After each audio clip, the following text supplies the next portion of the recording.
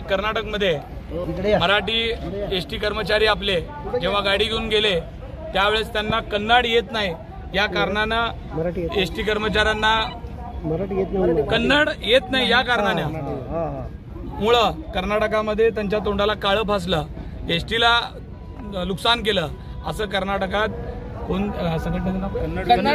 कन्नड रक्षक वेदिके संघटनेकडनं ही घटना घडली, त्याचा आम्ही जाहीर निषेध करतो।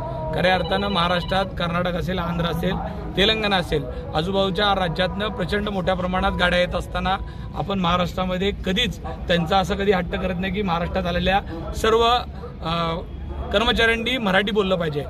खऱ्या अर्थानं मराठी आलं पाहिजे, कन्नड आलं पाहिजे, पण हा हट्ट की कर्मचाऱ्याला येत नाही म्हणून काळं फासणं ही खूप वाईट गोष्ट आहे। आणि कर्नाटकात ज्या पद्धतीनं आपल्या कर्मचाऱ्यांवर त्यांनी काळं फासून कारवाई केली, खरं तर त्याचा शिवसेनेच्या वतीनं निषेध करतो।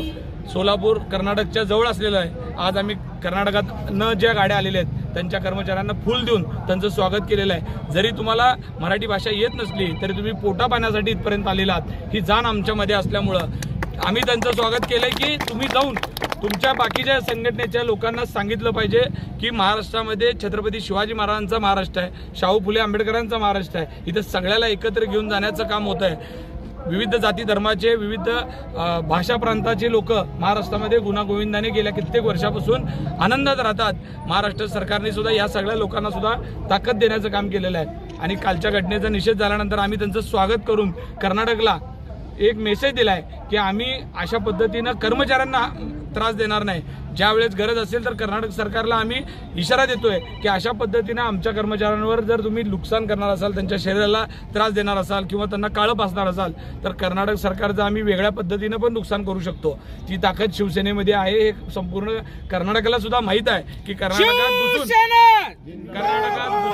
कर्नाटकात घुसून आंदोलन करणारे आमचे नेते, राज्याचे उपमुख्यमंत्री एकनाथजी शिंदे साहेब हे जेव्हा कर्नाटक सीमावाद होता त्यावेळेस 2 महिने कर्नाटकच्या जेलमध्ये बसून कर्नाटकच्या विरोधात आंदोलन करणारं आमचं नेतृत्व आहे। त्यामुळे आंदोलन करायची वेळ आल्यानंतर आम्ही त्याच्यापेक्षा तीव्र आंदोलन करू शकतो, पण आज आम्ही फुलं देऊन आम्ही माणुसकीचं नातं जपण्याचं काम आज आम्ही करत आहोत। मी कर्नाटकात ज्यांनी हे आंदोलन केलंय त्यांना विनंती करतो की अशा पद्धतीनं महाराष्ट्रातल्या कुठल्याच कर्मचाऱ्यांबद्दल आपण पाऊल उचलू नये, जेणेकरून आपल्याला सीमावाद वेगवेगळे विषय असू शकतात पण त्याच्यामध्ये माणसांना नुकसान होईल अशा पद्धतीचं काम कुणी करू नये, एवढे मी त्यांना जाहीर आवाहन करतो।